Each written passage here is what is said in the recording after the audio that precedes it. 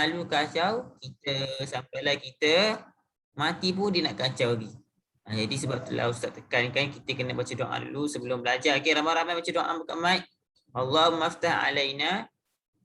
Okey, baca doa. Bismillahirrahmanirrahim. علينا هدمتك ويشر علينا من رحمتك يا أرحم الراحمين رب اشرح لي صدري ويسر لي أمري واحلل عقدة من لساني يفقهوا قولي رب زدني علما وارزقني فهما واجعلني من المسلمين إنه من سليمان وإنه بسم الله الرحمن الرحيم Amin, amin ya rabbal alamin. Okey, sekarang surah Thaha.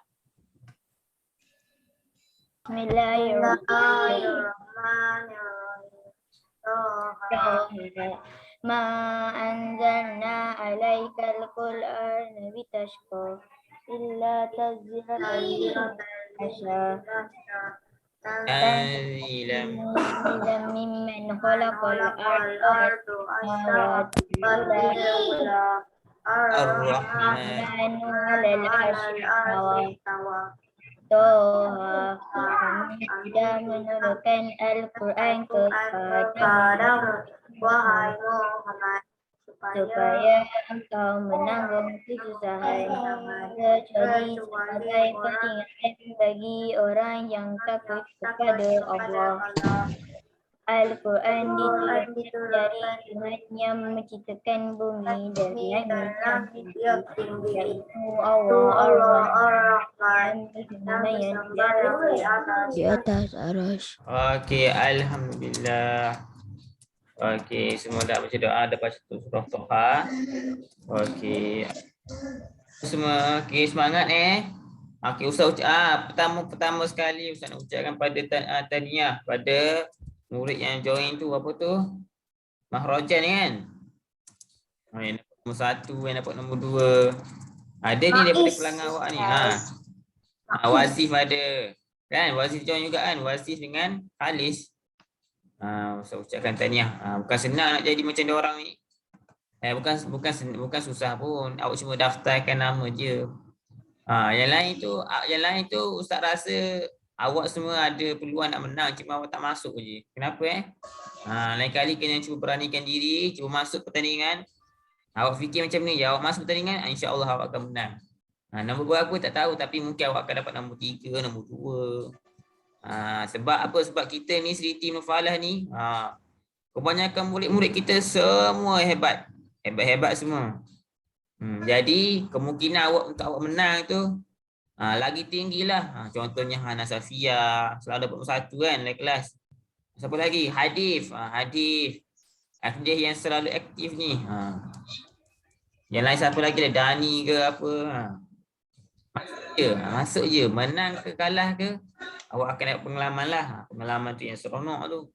Dapat piala. Boleh pulut-pulut piala. Macam tu lah awak. Okey.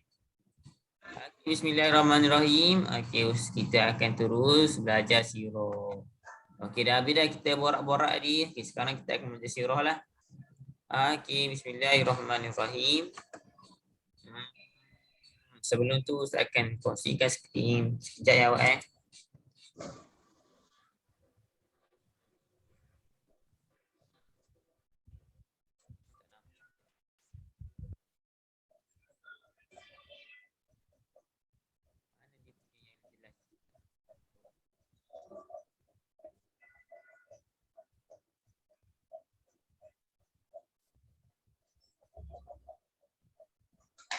Alladzina amanu kutiba alaikumusiyam. Kita jumpa.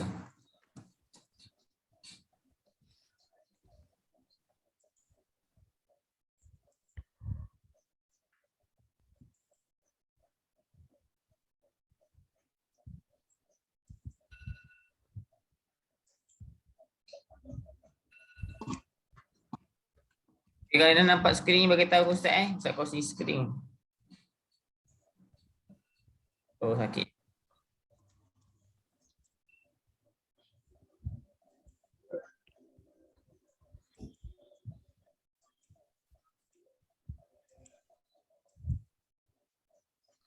Okey. Apa share screen? Ada. Okey, jap. Okey, jap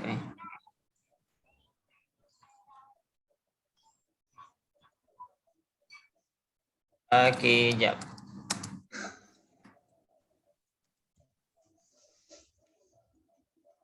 Ada Ustaz nampak tak? Nampak? Muka Nampak Ustaz. kamera Ustaz? Nampak kamera Ustaz. Baik, Ustaz start pasang kamera. Tak nampak lah Ustaz. Muka Ustaz kena tekan share screen. Okey. 1, 2, 3, 4. 1, 2, 3, 4, 5, 6. 8 orang je masuk kelas. 9 orang je. Berapa orang? 10. 10 orang. 10. Sikitnya Insya awak kelas awak. tak ada. 9. Okey, mari tengok. Okey, Ustaz dah share screen dah. Okey, sekejap Nampak dah skrin Ustaz? Nampak? Nampak kan?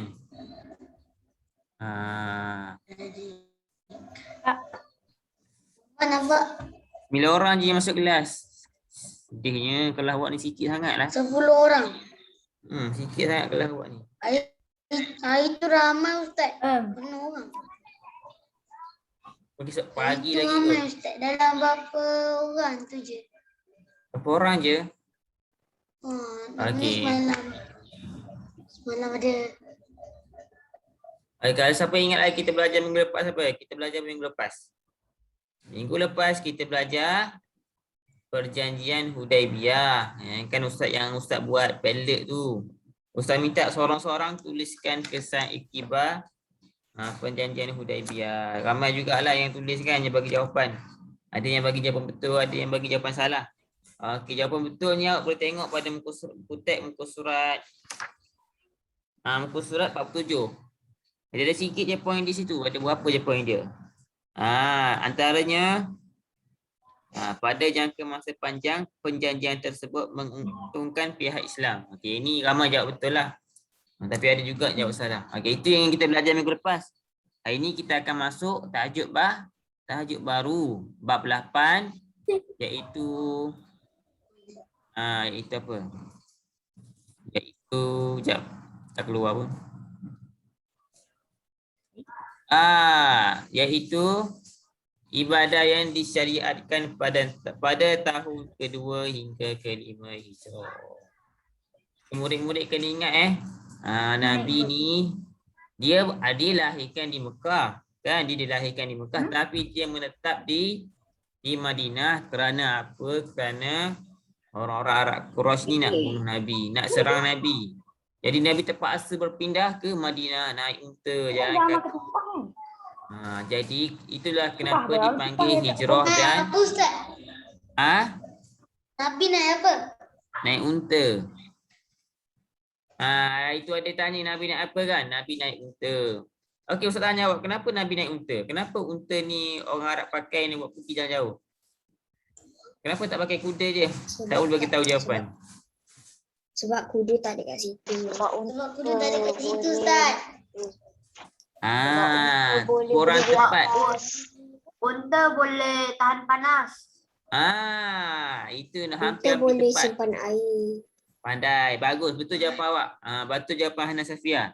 Kenapa orang Arab pakai unta nak pergi jalan jauh? Sebab unta ni boleh bergerak dalam jarak yang sangat jauh sebab dia boleh simpan makanan dalam bonggol dia. Kan? Dia makan-makan tu, dia makan-makan rumput ke, makan apa ni, ikutlah makan kurma ke. Jadi makanan tu tak terus masuk dalam perut tau, dia terus masuk dalam bonggol. Bonggol dia yang ada dua tu kan? Bonggol? Siapa tahu bonggol? Bonggol. Tahu Siapa dia ada tak pernah tengok unta ke? Tak pernah tengok unta? Saya pernah. Dia ada macam ada dua atau satu. Dia macam ada dua bukit atas badan dia tu. Bukit tu dah kita panggil bonggol. Dalam bonggol tu lah dia ada simpanan makanan dia. Bila unta ni jalan jauh, Dalam bonggol? dia makanan dalam bonggol, disimpan dalam bonggol. Sebab tu dia boleh jalan jauh. Dia tak lapar kalau dia jalan jauh. Kadang-kadang kalau dia rasa haus, dia akan minum air dalam bonggol tu lah. Dia akan pakai air dalam bonggol tu. Air dalam bonggol tu? Betul. Sebab dia dalam badan. Tak pernah tengok bonggol, tak pernah tengok unta. Awak search unta, keluarlah unta yang ada bonggol 1, ada bonggol 2. Yang ada bonggol 2 dia boleh simpan makanan dan 2 bonggol tu lah. Itu hebatnya unta awak berbanding dengan kuda. Kuda ni dia memang jalan laju. Dia boleh berlari laju kuda. Tapi unta dia boleh jalan jauh. Dia tak letih, dia tak Apa haus. bezanya kuda dengan unta? Beza dia itulah beza Nampak dia. sama je. Untuk perlahan. Unta perlahan. Unta dia punya Laju. tekuk dia panjang. Lepas tu kaki dia pun panjang. Dia besar lagi pada kuda. Ustaz, kuda. Kuda dia Kuda kecil mana dia. bonggol Kuda mah. boleh simpan makanan tak? Kuda tak boleh simpan makanan. Unta je yang Sebab? boleh. Itu unta je yang boleh. Tak faham sebab- lah Ustaz, macam mana dia simpan makanan dalam bonggol dia. Ustaz Lepas tu cerita dia macam nak mana. makan. Ustaz cerita kan. Macam Pelik mana lah, si saya unta nak ni dulu. simpan makanan dalam bonggol dia. Mari tengok, mari dengar. Tadi ada kawan kita tanya, macam mana unta ni simpan makanan dalam bonggol dia? Mesti kita semua pelik kan? Macam mana dia makan-makan, tak masuk dalam perut, tak keluar tahi. Sebab apa? Sebab bila unta ni makan, dia ikutlah makan nasi ke, makan kurma ke. Unta ni dia bijak tau. Dia makan, dia akan simpan dalam bonggol dia. Makanan tu disalurkan daripada mulut dia sehingga masuk ke bonggol unta tu. Jadi disimpan makanan dalam bonggol dia. Unta ni boleh je nak makan-makan masuk ke perut tu, masuk ke perut. Tapi dia akan buat jugalah, dia akan makan, dia akan simpan dalam bonggol dia. Bila dia jalan jauh, dia jalan lama-lama sampai ke tengah panas ke 2-3 jam dia jalan tak berhenti. Unta ni bila dia lapar, dia tak makan tau makanan yang sekeliling dia. Sebab dia dah ada makanan dalam bonggol dia. Jadi bonggol itulah yang salurkan makanan kepada perut unta lah. Itulah mengapa unta ni sesuai orang Arab pakai nak pergi jalan jauh sesuai. Sebab dia tak lapar, dia tak letih. Itu hebatnya ciptaan Allah Subhanahu Wa Taala. Hebat ciptaan Allah ni. Macam mana unta tu boleh simpan makanan dalam badan dia sendiri, dalam bonggol dia sendiri. Kita tak boleh kan kalau kita makan terus masuk perut, terus kita buang air besar. Tapi si unta ni dia makan, dia akan simpan dalam bonggol dia. Dan bila dia rasa lapar, dia rasa haus, dia akan ambil makanan dalam perut dia sendiri, dalam badan dia sendiri. Dia tak perlu nak cari makan, cari restoran, tak perlu. Itu hebatnya unta. Nabi pun berhijrah ke Madinah pakai unta, senang. Kalau naik kuda ni, kuda memang laju. Tapi kuda mesti dia lapar kan, dia dahaga. Dia sesuai naik unta lagi lah kan. Kuda ni laju, bahasa berperang memang kuda ni terbaik digunakan dalam perangan. Unta tak boleh, unta ni jalan perlahan je. Siapa yang pernah tengok unta dekat zoo, dia tahulah macam mana rupa unta tu. Unta tekuk dia panjang, lepas tu suara unta ni dia buruk sikit lah. Suara dia menakutkan suara unta ni. Dia bunyi macam mana Ustaz cakap? Ustaz, saya pernah Ustaz. Pernah sekali lah. Kan? Sekali. Pernah sekali dengar suara dia. Suara dia macam mana? Macam tu lah Ustaz. Saya Ustaz lah. Suara dia takut lah juga. Menakutkan lah. Tapi dia tak garang ke?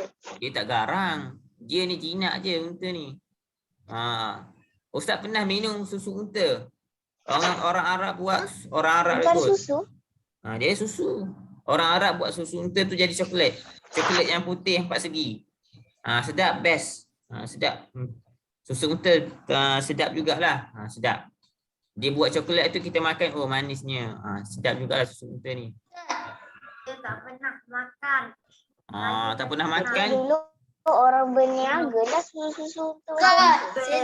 Betul. Ustaz, sama lah susu lembu dengan susu unta. Sama je warna. Kelain. Dia sama je warna. Cuma tekstur dan juga rasa je mungkin berbeza lah. Kalau susu lembu ni kita akan rasa krima manis kan. Macam berkeringnya susu lembu ni.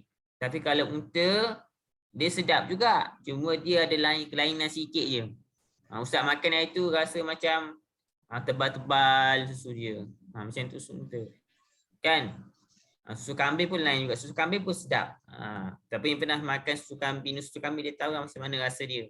Dia lain tau susu kambing, susu lembu, susu unta. Pernah minum susu kambing? Susu kambing dia mahal lagi susu lembu. Dia lagi mahal pun susu lembu. Tapi mahal dia pun sebab dia sedap lah. Susu lembu dia murah je. Itu Susu pun unta. dicampur dengan coklat. Itu flavor dia lah. Perasa dia. Saja tambah perasa nak bagi kanak-kanak suka minum susu. Awak semua kena kalau nak jadi besar, tinggi. Saya Macam suka siapa? perisa coklat. Perisa coklat ada macam-macam sekarang ni. Perisa coklat, perisa kurma. Orang letak macam-macam sekarang ni kat susu. Okey. Mari tengok slide yang seterusnya. Bab 8 dengan ibadah yang disyariatkan kepada Nabi. Okey, mana Ustaz punya mouse? Okey, ada semua 10 ibadat yang disyariatkan pada tahun kedua sehinggalah kelima Hijrah. Yang pertama, pertukaran arah kiblat. Ni mesti ramai tak tahu. Sebelumnya kita kiblat kita sekarang ni Kaabahan.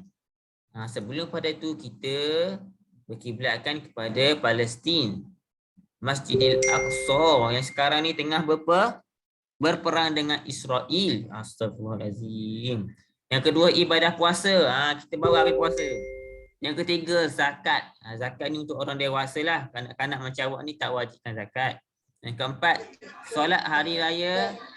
Yang kelima, pengharaman arak. Yang keenam, tayamum.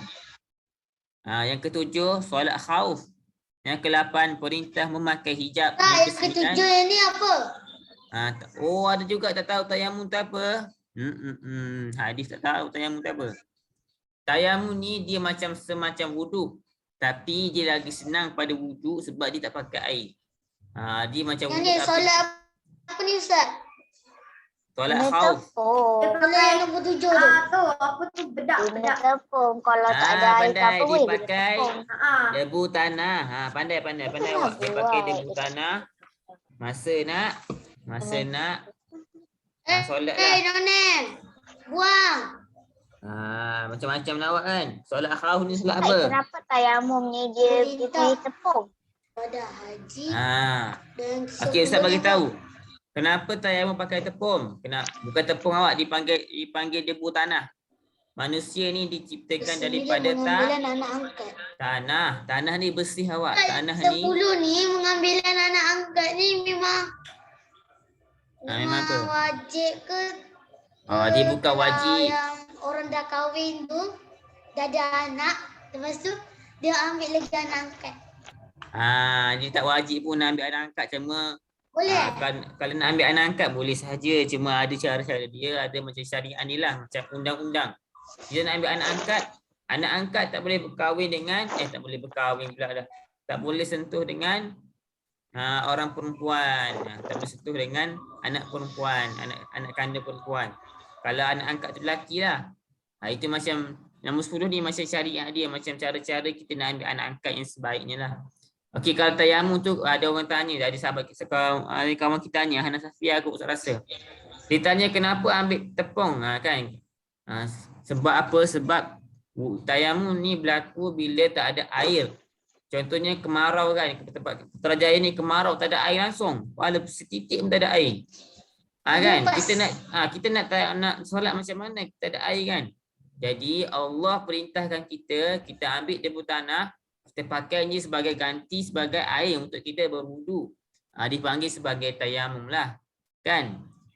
Debu tanah ni dia sifat dia bersih, suci. Sebab itulah kita boleh ambil debu tanah ni, kita boleh buat tayamum untuk gantikan wuduk. Bila tak ada air, sebab wuduk ni kita pakai air kan, kita guna air. Tayamum ni kita pakai debu tanah. Fungsi dia sama je untuk kita solat. Sebelum solat kita kena suci tu, kena bertayamum lah untuk yang tak ada air. Kalau ada air kita pakai wuduk saja. Cuma Ustaz nak sebut ke sini, tanah-tanah ni awak, debu tanah ni sifat dia bersih dan suci.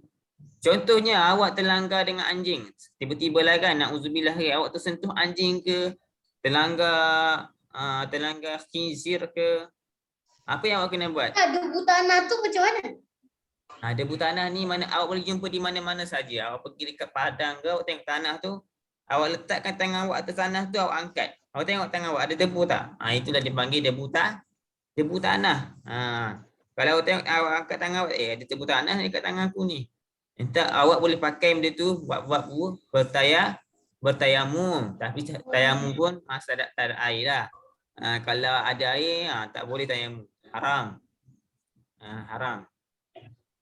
Tayamum debu tanah ni mana-mana je awak boleh jumpa. Awak pergi jalan mana-mana ke, awak pergi masuk hutan ke, awak pergi masuk kawasan pokok-pokok ke yang ada tanah lah.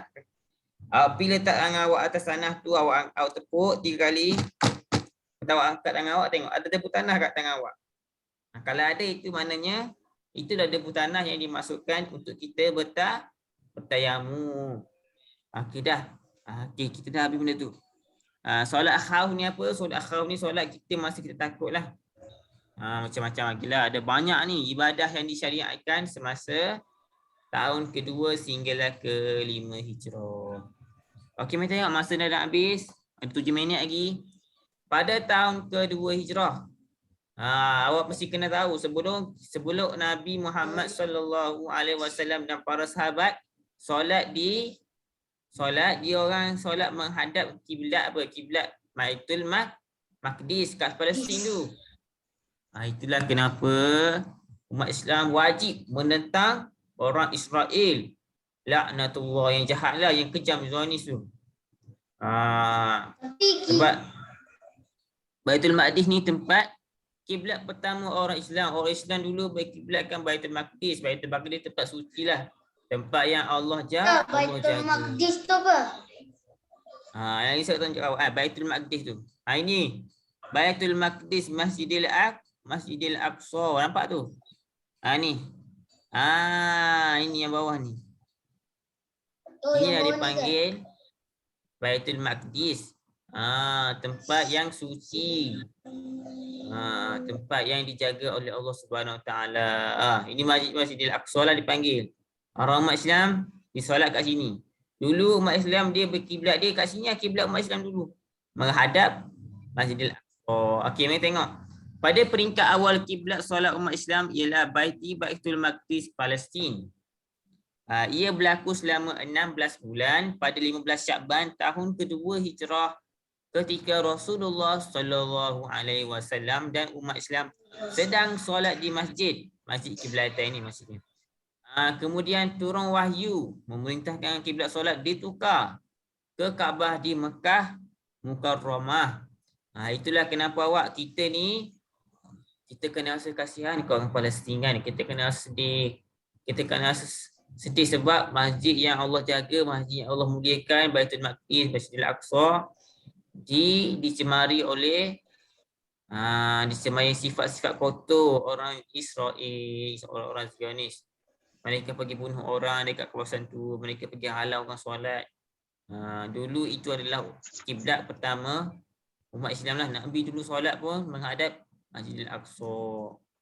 Jadi Masjid Aqsa ni lah tempat-tempat Baitul Maqdis ni awak kena tahu. Kawasan Baitul Maqdis ni, kawasan Palestin ni tempat yang banyak melahirkan nabi-nabi, orang-orang soleh. Siti Maryam, siapa yang kenal Siti Maryam? Ibu kepada Nabi Isa. Dia pun duduk di Palestin dulu awak. Itu tempat-tempat yang banyak dilahirkan nabi-nabi, orang soleh macam Siti Maryam, macam-macam lah awak.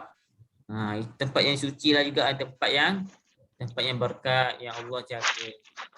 Kemudian orang Israel Zionis ni pergi buat kacau, pergi rampas tanah-tanah orang Palestin. Itulah kenapa kita kena bangkit lah, kita kena lawan orang Israel ni.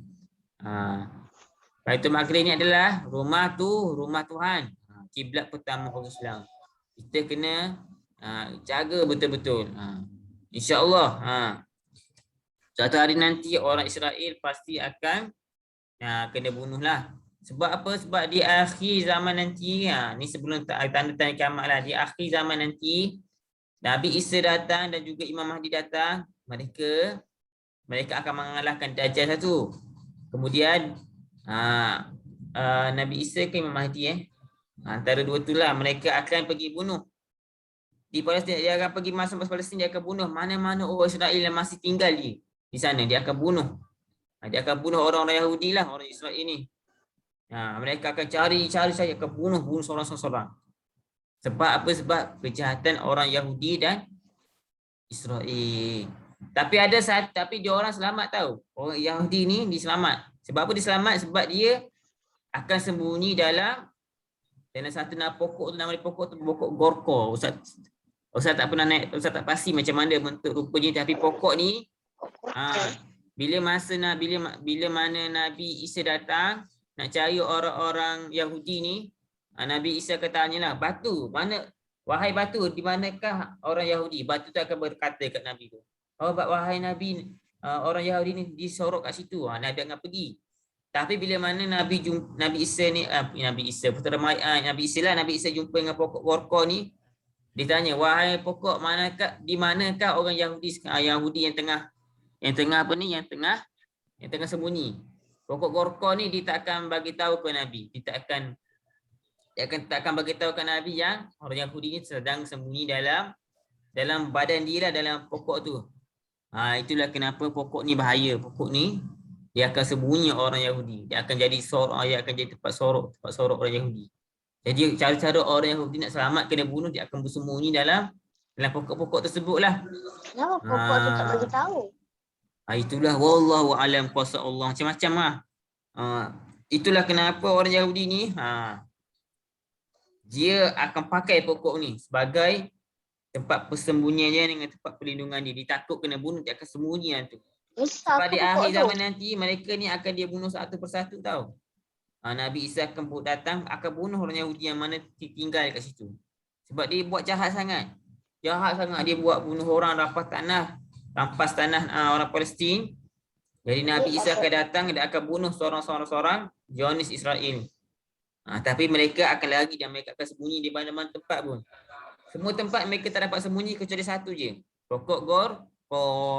Jadi kita kena percayalah suatu hari nanti Nabi Isa akan turun balik ke bumi ni, akan mengalahkan Dajjal dan juga orang Yahudi. Okey, kita kena percaya benda tu. Okey, yang terakhir. Inilah awak tengok ni. Ini yang Ustaz dah sebut tadi kan. Ni Masjid Al-Aqsa, Baitul Maqdis, ini Kaabah di Mekah. Okey, yang kedua adalah ibadah puasa. Ya Allah, dah habis masa dah. Okey, bagi masa Ustaz 2 minit lagi, kemudian kita akan habiskan teruslah. Ibadah puasa disyariatkan pada bulan Syaban tahun kedua Hijrah. Umat Islam diwajibkan berpuasa pada bulan Ramadan. Bulan Ramadan semua wajib puasa, tak kira siapa. Tapi untuk orang yang balik lah. Untuk kanak-kanak yang memayis ni digalakkan puasa. Sebab puasa ni sangat banyak sangat fadilat dia, untuk banyak kebaikan untuk kita lah, untuk manusia. Dia merehatkan tubuh badan, dia menjernihkan apa? Merehatkan proses perut kita lah. Lagi suku kelas. Ustaz, Ya. 5 tahun dah kena wajib puasa. Puasa ni diwajibkan untuk orang yang sudah balik dan juga orang yang Islam lah kan. 5 tahun? 5 tahun tak wajib puasa lagi awak. 5 tahun dia kecil baru. 5 tahun kecil baru. Solat pun tak reti lagi. Tapi kanak-kanak, murid-murid, ya. Tapi kanak-kanak, apapun kanak-kanak ni dia digalakkan berpuasa lah. Tapi kalau umur 5 tahun tu, kalau dia nak buka puasa, bagilah dia buka puasa. Sebab dia tak diwajibkan berpuasa pun kanak-kanak ni. Kanak-kanak tak sama dengan orang dewasa, orang tua. Dia lain sikit cara makan dia, cara main dia, cara antibody dia pun dah lain dah. Okey, mari tengok dalil diwajibkan berpuasa. Bismillahirrahmanirrahim.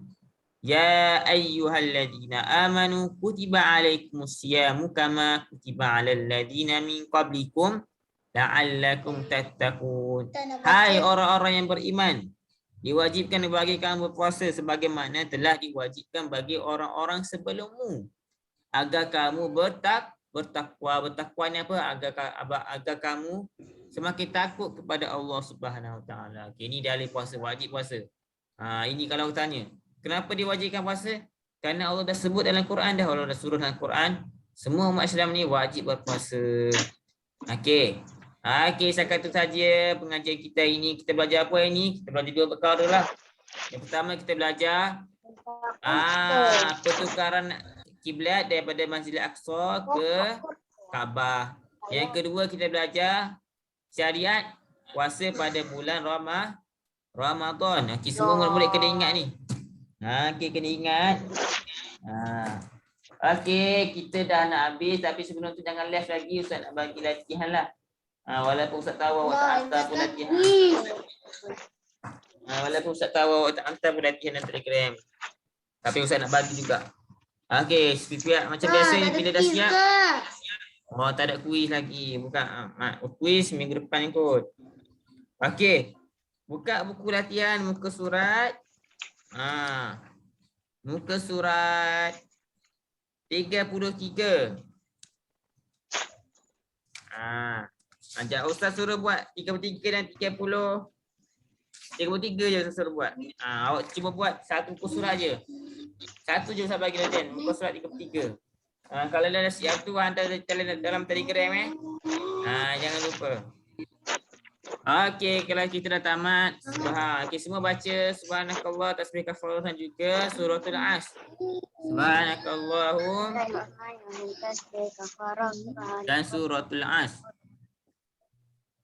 Okey, baca ramai-ramai subhanakallahum. Subhanakallahumma wa bihamdik. Asyhadu an la ilaha illa anta Astaghfiruka wa atubu ilaik. wal as.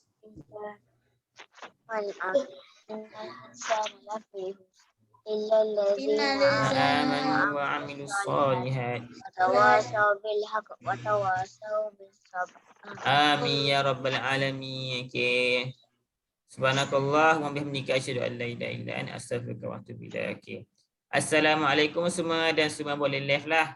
Okey. Jangan lupa jawab soalan latihan muka surat 33. Okey, bye. Bye.